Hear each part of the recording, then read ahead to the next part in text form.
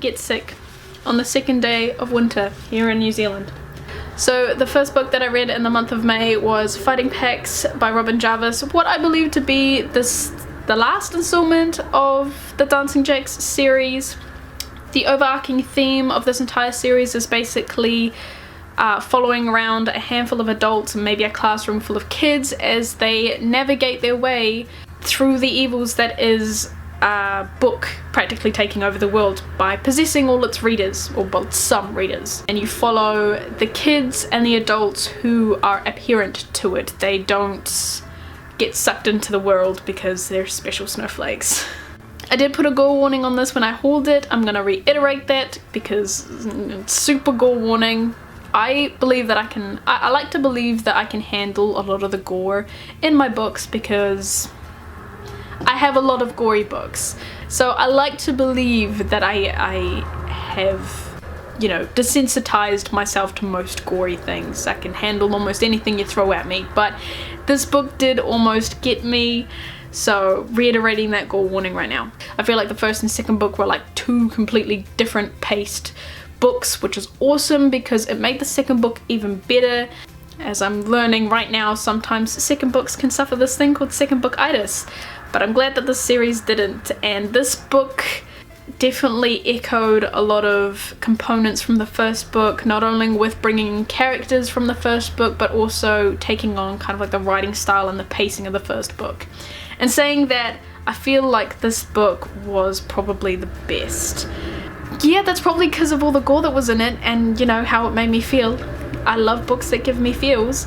The ending did kind of weird me out a little. It wasn't what I expected it to be, but, you know, I kind of took it with the grading of my chin because it was still really, really good. I think I gave this like 5 stars. Of course I gave it 5 stars. I always give everything I love 5 stars. I then read Descenders Volume 1 10 stars by Jeff Lemire and Dustin Nguyen. No, I have not learnt how to pronounce his name, but I did Google if this was a graphic novel or a comic, and it told me that anything with a picture is a graphic novel. Comic is just like a specified like genre, so I can call this a graphic novel and be totally okay. I'm not sure about comic yet. I'll Google it some more.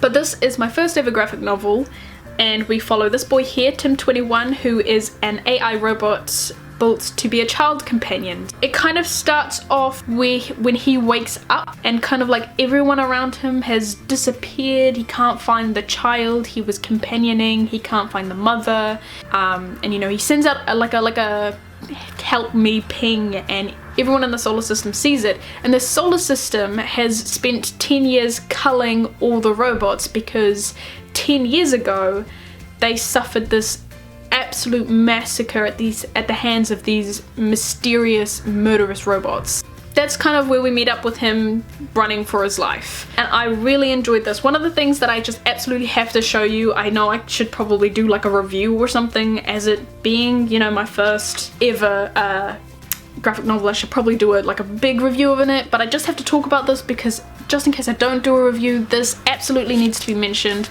I am a massive sucker for symbolism in books, in movies especially, and now it appears I'm going to be a massive sucker for symbolism in graphic novels, and you have no idea how hard it is to say symbolism so many times with my accent, but here we go. The symbolism in this is that this side here represents the present, it's coloured, it's got a bit of a blue hue going on, and this represents the past, his AI kind of working to remember. This signifies all his past memories in black and white, and I thought that was really, really cool, so I absolutely can't wait to get the second book. It's already on my wish list on Book Depository.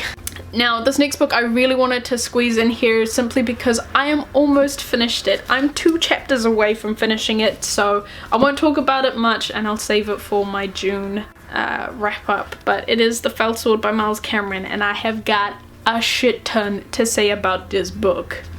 Oh my god. I need to talk about it. Obviously I didn't read a lot, so I still have 2 more sequels to read before I hit the series that I have. I have The Art of Hunting by Ellen Campbell and Silverthorn by Raymond E. Feist. Had these books for like 2 months, still don't know which book I'm gonna read first. just kind of winging it at the moment. I won't show you the series that I plan to read because I mean I'm 2 chapters away from finishing that book and I still don't know which book I'm gonna pick up after it, so obviously I have no fucking clue which book I'm gonna read. But just to give you a heads up, I do have the Dreamer series by David and Lee Eddings, His Dark Materials by Philip Pullman, and the Enemy series by Charlie Higson to reread, so it will be one of those 3 that I will get onto once I've finished these 2. I may have talked a little bit fast, I don't know. I'm trying to get everything out before my cold absolutely spear tackles me in the ribs again with a massive sneezing fit. So that's been me. I'm getting worse at saying goodbye to these things. Symbolism. There's a lot of M's and S's in that, and my accent can't handle it.